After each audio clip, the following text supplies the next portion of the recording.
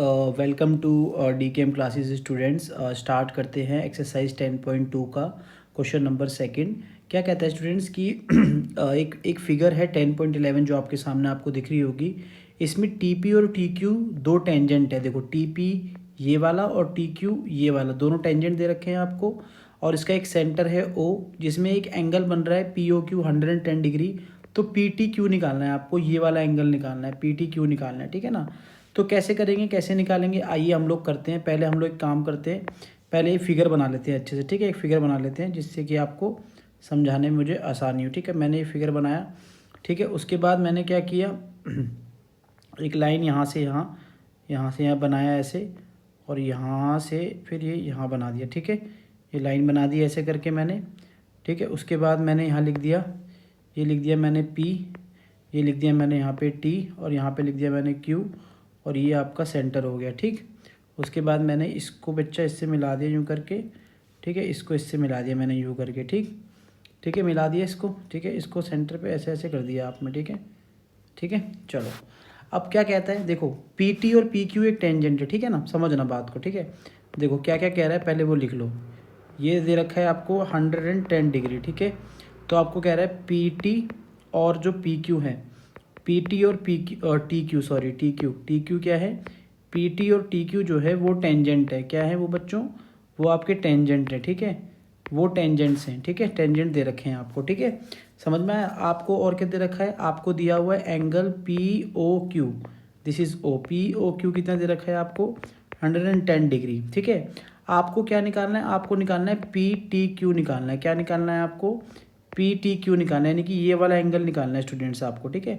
ये वाला एंगल निकालना है, ठीक है। कैसे निकालोगे, देखो दो मेथड है एंगल निकालने के लिए, ध्यान से सुनना, मैं आपको बताता हूँ, ठीक है। पहला मेथड मैं आपको बता देता हूँ, फर्स्ट मेथड बता देता हूँ, ठीक है। जिससे आप चाहो उससे निकाल सकते हो।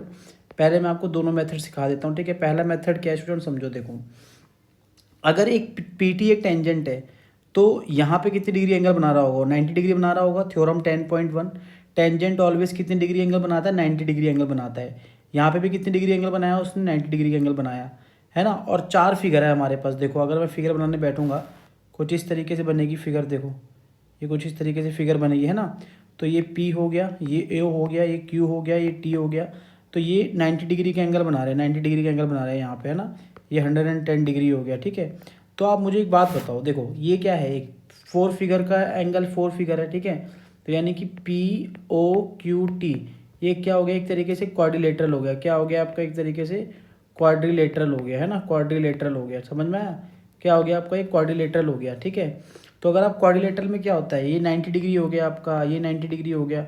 अब ये तो आप निकाल ही लोगे, है ना। तो क्या हो जाएगा एंगल P, है ना, फिर एंगल POQ, है ना, फिर एंगल Q, है ना, और फिर एंगल T, जिसको हम लोग क्या बोल सकते हैं, PTQ बोल सकते हैं, ठीक है। कितने सम होगा इनका, 360 डिग्री सम होगा, ठीक है। एंगल P कितना है, 90 डिग्री। ये कितना दे रखा है, 110 डिग्री। ये कितना दे रखा है आपको, 90 डिग्री। और दूसरा क्या दे रखा है, PTQ इक्वल टू कितना आ गया, 30 डिग्री, ठीक है।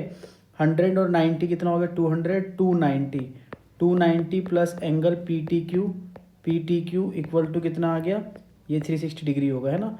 इक्वल टू कितना आ गया, 360 degree. Angle PTQ equal to कितना आ गया, 360 माइनस कितना आ गया, 290। फिर ये कितना आ गया, एंगल PTQ इक्वल टू कितना आ गया आपका, 70 डिग्री, ठीक है। तो ये तो एक आंसर हो गया 70 डिग्री। तो ये आंसर हमारा आ गया, ठीक है ना प्यारे बच्चों। तो आंसर हमारा क्या हो गया, कौन सा आंसर होगा हमारा, 70 डिग्री, बी ऑप्शन, है ना। आंसर कौन सा हो गया हमारे पास, ऑप्शन नंबर बी हो गया हमारे पास, ठीक है। ऑप्शन क्या हो गया हमारे पास, बी हो गया। ऑप्शन क्या है हमारे पास, ये बी हो गया, ठीक है। अब हम चलते हैं सेकंड पार्ट की तरफ। देखो सेकंड मेथड क्या है इसका। अगर हम लोग सेकंड मेथड की तरफ चलेंगे तो क्या निकालेंगे, सेकंड मेथड कैसे करेंगे, आइए सेकंड मेथड करते हैं, ठीक है। सेकंड मेथड कैसे करेंगे आइए बताते हैं। देखो सेकंड मेथड करने का ना बहुत सिंपल तरीका है बच्चों, आप देख के ही आंसर बता सकते हैं। एक चीज़ ध्यान रखना, देखो सुनो मेरी बात। देखो जब ये PT एक टेंजेंट था और TQ एक टेंजेंट था, है ना। देखो यहाँ से P, ये T और ये Q, PT और TQ दो टेंजेंट थे, है ना। और ये क्या था, ये रेडियस था। यहाँ पर अगर आप देखो तो PO और OQ क्या है, रेडियस है। देखो PT और TQ क्या है, टेंजेंट्स हैं, राइट। क्या है ये आपके टेंजेंट्स हैं। और PO और OQ क्या है आपके, ये रेडियस हैं। क्या हैं आपके ये?